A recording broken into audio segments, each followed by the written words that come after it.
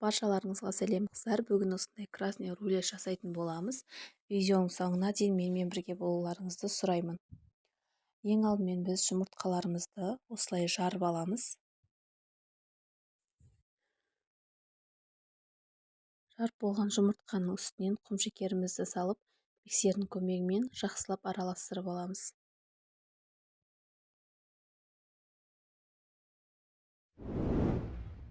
Егер де менің YouTube каналыма тіркелмеген болсаңыздар, тіркеліп, лайк, комментарий қалдырып кетулеріңізді сұраймыз.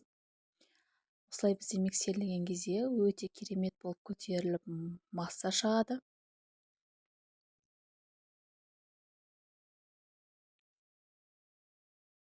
Осылай жақсылап миксерлеп болғаннан кейін, осының үстінен біз сұйық майымызды және де айранымызды салып, кішкене миксерлеп жіберетін боламыз.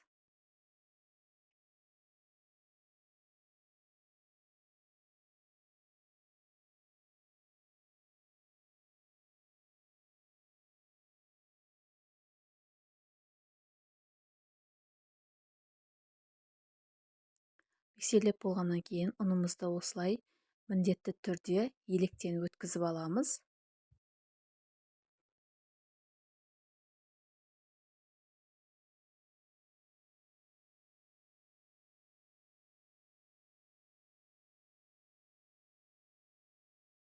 Және де разъехтерімізді салып алатын боламыз.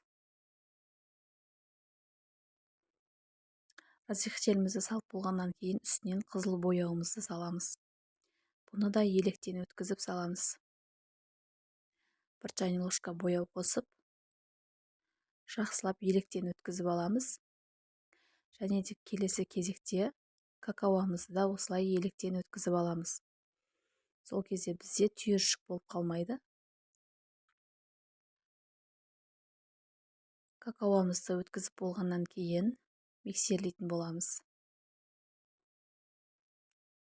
Миксерімізді бірден қосып жібермей, кішкене араластырып, одан кейін барып миксерлесеңіздер, біздегі ұндарымыз сыртқа шашырап кетпейді.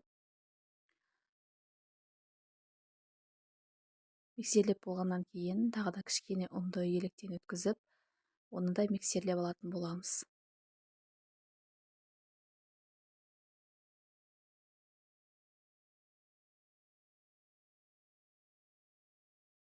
Көріп тұрғандарыңыздай біздің тестамыз дайын болды.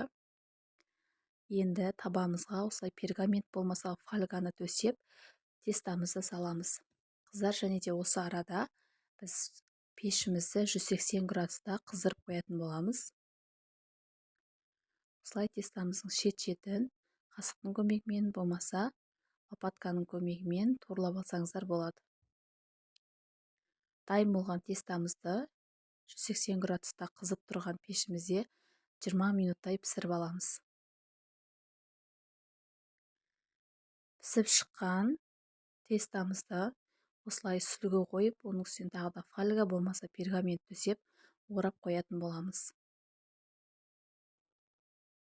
Сол арада біз кремімізді дайындаймыз. Мен виппакпен дайындадым. Бұның кремін сливкимен де, творожный сырмен де жасасаңыздар болады.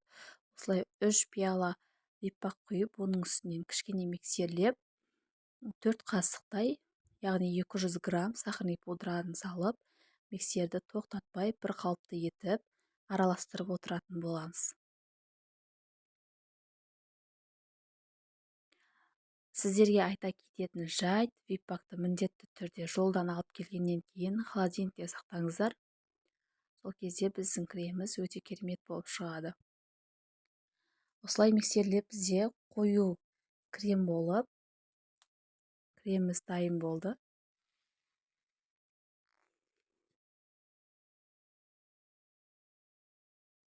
Енді оралып тұрған рулетімізді ашып, кішкене суытып алыңыздар. Сол кезде креміміз ағып кетпейді.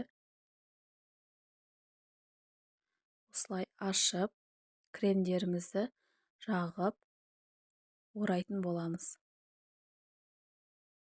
Осылай біркелкі етіп кремдеріміздің барлығын жағып, орап алатын боламыз.